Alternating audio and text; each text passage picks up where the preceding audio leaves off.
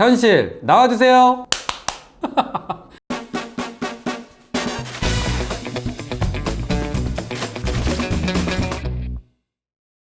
안녕하세요, IMR 상상입니다. 오늘 소개해드릴 기능은 정말 많은 분들이 모르고 계시는 기능 중에 하나입니다. 고객분들을 만나 설명을 해드리면 이 기능이 밀 기능에서 된다고? 보통은 밀 3D에서 되는 거 아닌가요? 라면 놀라시는데요. 사실 마스터캠 밀에서도 간단한 3D 영상이라면 황삭과 정삭 기능을 이용해서 충분히 가공이 가능합니다.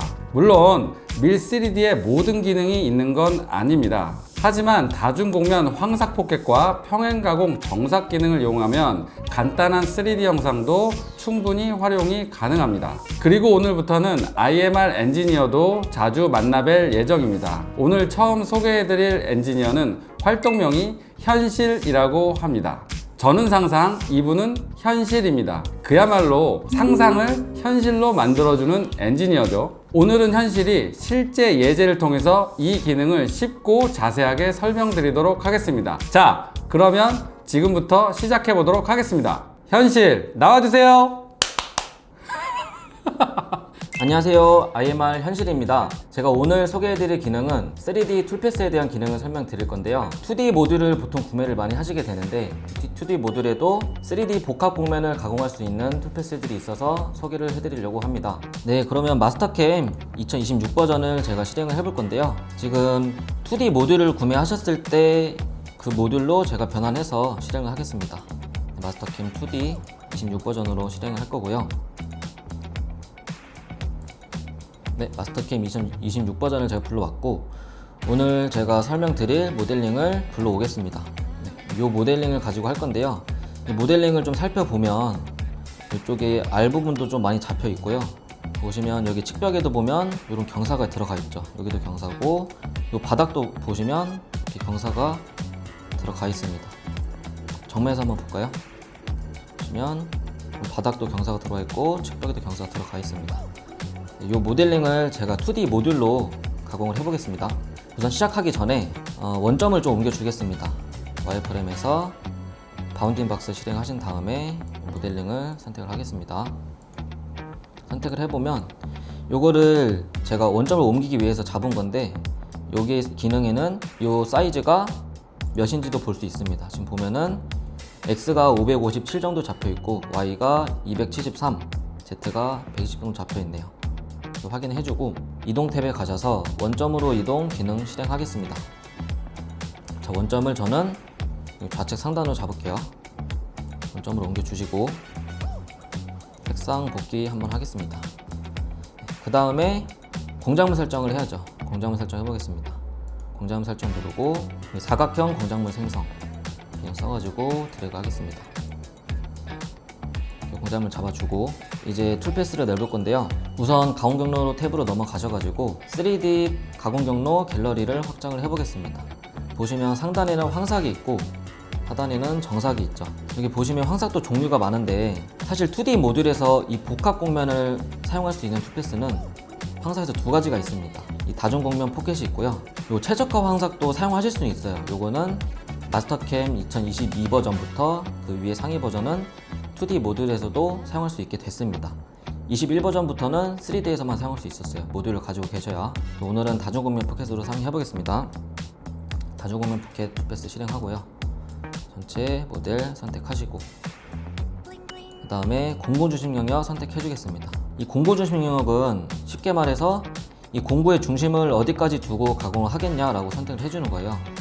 포켓에서는 가공 영역을 보통 지정을 해줘야 되니까 체인을 잡아줍니다. 와이프레임 모드도 있습니다. 체인 모드가 와이프레임도 있고 솔리드 두 가지 방법이 있는데, 이 솔리드도 체인이 걸린다라는 걸 모르시는 분들도 많아요. 지금은 솔리드로 바꿔가지고 모델링의 하단에 사각을 공구 중심 영역으로 선택하겠습니다. 그 다음에 확인 눌러서 체인 창을 종료하고요. 이제 공구를 선택을 해야 되는데 황삭에 사용할 공구는 20파이 플랫 엔드밀로 하겠습니다. 공구를 만들어주고 파이는 20파이로 수정을 하고요. 날장은 한 40 정도는 빼놓을게요. 제가 그래서 전장 100에 날장 40 세팅하고, 피드는 2500 정도 주겠습니다. RPM은 6000 이렇게 주고 공구를 마치겠습니다. 그 다음에 이제 곡면 파라미터 넘어가셔가지고 이 링크 파라미터 세팅을 좀 해줄게요. 안전 높이 25, 이속 높이 15, 진 높이 5인데 전부 다 절대값으로 할 거고요. 요거는 3D 툴패스이기 때문에 가공 깊이는 따로 없습니다. 2D랑 다르게 요거는 제가 선택한 곡면에 대해서 경로 깊이가 계산되기 때문에 가공 깊이 따로 없고요. 여기 보시면 드라이브 곡면 가공 여유가 있죠. 요거는 황사기이기 때문에 정삭이 들어갈 여유를 남겨줘야 되잖아요. 그래서 한 0.3 정도 주고 공구 중심 영역은 중심으로 놓고 넘어가겠습니다. 다음 황삭 파라미터 넘어가가지고 Z를 제가 몇 mm씩 가공할지 세팅을 하면 되는데요. 지금 2mm가 세팅되는데 요거 2mm로 설정하겠습니다. 그대로 가고 하단에 보면은 하향 가공할 건지 사양 가공할 건지 하향으로 놓고 그 다음에 공구 중심 영역 외측에서 플런지가 있습니다. 요 기능은 이제 실제로 황삭을 칠 때 공구가 지금 공작물 여기 있다고 하면은 들어올 때 수직으로 여기 찍고 들어올 거예요. 요거는 밖에서부터 들어올 수 있게 체크를 해주고요. 그 다음에 포켓 가공 파라미터 넘어가서 여기서 또 차이점이 있어요. 이 3D 포켓을 제가 처음에 보여드렸던 3D에 사용하는 메인 포켓 가공을 쓰시면은 절삭 방법이 좀 여러 개가 있습니다. 여러 개가 있는데 이 다중곡면 포켓은 방법이 왕복이랑 항방향 두 개밖에 없습니다. 요거는 차이점이 있으니까 한번 확인해 주시면 좋을 것 같습니다. 그럼 저는 왕복으로 놓고 스택 간격은 공구 파이 비율에 50%로 놓고 평면 한번 확인해 볼게요. 요게 정면으로 가 있으면은 툴패스가 이상하게 나와요. 요것도 제가 이제 기술자 하면서 많이 물어봤던 내용 중에 하나인데 툴패스가 뭐 자기가 예상하지 못한 경로로 나온다던가 아니면 툴패스가 안 나와요 이렇게 말씀하시는 경우가 많은데 이 공구 평면을 보셔야 돼요. 특히 3축 보실 때는 요거는 무조건 평면에 맞춰 놓고 사용하시면 됩니다. 확인 눌러서 툴패스를 연산해 보겠습니다. 그러면 이렇게 황삭 툴패스가 나오고요. 지금 보시면 다시 도형으로 들어가 보겠습니다. 이 드라이브 대상 곡면이 제가 가공할 모델링을 면으로 잡은 거예요. 요거는 솔리드라서 하나의 덩어리로 인식이 되지만 툴패스를 사용할 면을 잡을 때는 이 면들이 각각 찢어집니다. 지금 보면은 440개가 잡혔잖아요. 요거는 사실 2D에서는 2.5D 가공, 면을 하나밖에 못 잡는다라고 아시는 분들 많은데 이 다중곡면이라고 붙은 툴패스에 한해서는 이렇게 모델링 잡은 개수의 제한을 받지 않습니다. 네, 이렇게 하고 그 다음 이제 중삭 툴패스로 넘어가 볼게요. 네, 중삭은 이 3D 갤러리를 열어보시게 되면은 종류가 많아요. 3D 정삭이 종류가 많은데 워터라인, 라스터, 일정한 스케일로 쭉쭉쭉 있는데 오늘 사용할 다중곡면에 대한 정삭은 위치가 숨겨져 있습니다. 이거를 아시는 분들도 있고 아마 모르시는 분들이 더 많으실 겁니다. 이건 어디 있냐면요, 요 가공 경로 관리자창에 오셔가지고 이 빈 공간에 마우스 우클릭을 해보시면 제일 상단에 밀링 가공 경로라고 있습니다. 여기서 곡면 정삭 쪽에 오시면 지금 밑에 보이시는 다른 툴패스들은 단일 곡면이라는 이름이 쭉 붙어 있어요. 단일 곡면 평행 장삭, 단일 곡면 방사상 가공 이렇게 붙어 있는데 제일 상단에 보시면 다중곡면 평행 가공이라고 있습니다. 요거 하나만 유일하게 다중곡면을 지원하는 3D 정삭 툴패스라고 보시면 됩니다. 2D 모듈에 한해서요. 그러면 가공할 영역을 제가 잡아줄 건데 정면부에서 이렇게 드래그를 해가지고 요 윗부분을 제가 전부 잡았습니다. 선택 완료를 누르면 지금 대상 곡면이 435개가 잡혔죠. 이 상태로 갈게요. 그러면 공구 한번 만들어 보겠습니다. 중삭은 제가 12파이 볼앤드밀로 하겠습니다. 12파이 볼앤드밀 하고 종류는 볼앤드밀로 넘기겠습니다. 그다음 요것도 마찬가지로 날장은 한 40 정도 뺄게요. 피드는 2500, RPM은 6000 정도 주겠습니다. 그 다음에 곡면 파라미터 넘어가셔가지고 가공 여유를 줄 건데 이거는 정삭 툴패스라서 가공 여유는 무조건 0이라고 생각하시는 분들이 있는데 요거를 조절을 하셔가지고 중삭으로도 사용하실 수 있어요. 아까 처음에 황삭에서 0.3을 남겼기 때문에 여기는 0.1을 주셔도 되고 저는 0.15를 남기겠습니다. 그 다음에 정삭 파라미터 넘어가셔가지고 가공 간격을 정삭에서는 좀 세밀하게 줄 건데 여기서는 좀 러프하게 해서 한 1.6 정도 주겠습니다. 이렇게 연산을 할 건데 평면을 한 번 더 체크를 해볼게요. 이것도 정면으로 가 있네요. 이렇게 놓고 다시 연산을 실행하겠습니다. 이렇게 435개를 잡아도 정삭 툴패스가 2D 모듈에서 나오고요. 그 다음에 지금 보시면 그 평면이 자꾸 정면에 가 있잖아요. 공급 평면이. 이거를 일일이 바꿔주기 귀찮으시면은 여기 평면 탭에 가셔가지고 지금 요 C라고 되어 있는 게 작업 평면이고 T가 공급 평면입니다. 이거를 좀 미리 옮겨 놓고 진행을 할게요. 그 다음에 이제 정삭을 들어갈 건데 들어가기 전에 제가 기능을 좀 하나 설명해 드릴게요. 예를 들면 정삭을 할 건데 공구를 내가 뭘 써야 될까 이런 거를 한번 체크를 해줘야 되잖아요. 보시면 여기 홈 탭에 가시면 측정 쪽에 다이내믹이라고 있습니다. 이걸로 요런 R 부분을 직접 체크해 가지고 보셔도 돼요. 여기가 지금 R이 3이네요. 그리고 이쪽도 보면은 여기는 2.99도 나오고 뭐 3도 나오고 정확하게 나오진 않습니다. 이건 모델링하는 과정에서 조금씩 오차가 있었던 것 같습니다. 물론 필렛이 들어갈 때 일정하게 들어갔겠지만 혹시나 R값이 좀 다른 부분이 있을 수 있으니까 제가 여기 솔리드 체크 쪽에 보면 공률이라는 기능이 있어요. 이 기능을 한번 실행해 볼게요. 요거는 조금 생소하실 수 있습니다.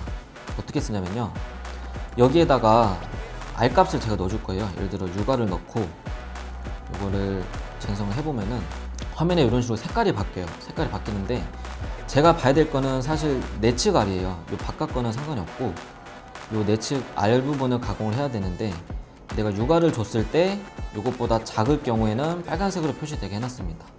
이거를 저는 아까 체크를 해서 알지만 예를 들어 4R로 해놓고 엔터를 치면은 여전히 빨간색이죠. 그럼 3R을 줘볼게요. 3R 줬을 때 지금 이런 부분은 파란색으로 변하는데 지금 이런 데는 조금 뭔가 불특정하죠.